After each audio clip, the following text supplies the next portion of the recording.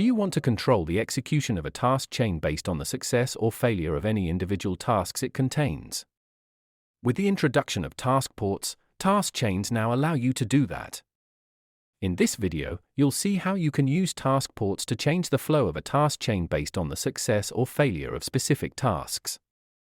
The task ports also let you continue running a task chain, even when individual tasks fail. Following an individual task's execution, you can specify different paths to take, depending on whether a task was completed successfully or failed. Here is an example. In the Data Builder, select the tile New Task Chain to create a new task chain. Drag a first object task to the task chain canvas, in this case a view. Along the bottom edge of the task, you'll see 3 circles representing outgoing connections you can make from the current task to any subsequent tasks you add to the task chain. The middle green color connector acts the same way as before, linking to a next task that is run when the current task is completed successfully. On the right, a new red color connector lets you link to a next task that is run only when the current task fails. Finally, the blue color connector on the left lets you link to a next task that is run under any condition, whether or not the current task was completed successfully. In this example, I'll first drag an object, a data flow task, onto the task chain canvas and connect it to the middle green connector of the current task. This task will be run only if the current task is completed successfully, just like before. Next, I will drag a second object, another data flow task, to the canvas.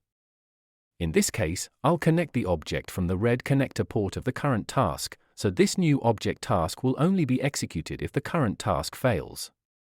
So, you now have defined alternate paths or routing of tasks, one path if the current task is successfully completed, and another path if it fails. There is one more task port option available for you to use, the leftmost connector port. Any object you connect to this port will be run whether the current task is completed successfully or not. Last, let's look at a property related to task ports. In the Properties panel for a specific task, there is a flag labeled Ignore Error. Switching this on for any specific task informs SAP Datasphere to disregard or ignore any errors of that task when reporting the overall run status of the task chain.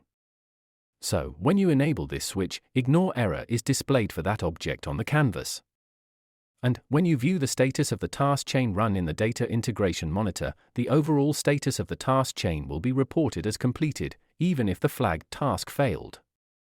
This is useful, for example, if you want to nest a task chain, and don't want any specific task failure in the nested task chain to stop the execution of the parent task chain. Well, that's it. Check out help.sap.com for more information. Thanks for watching.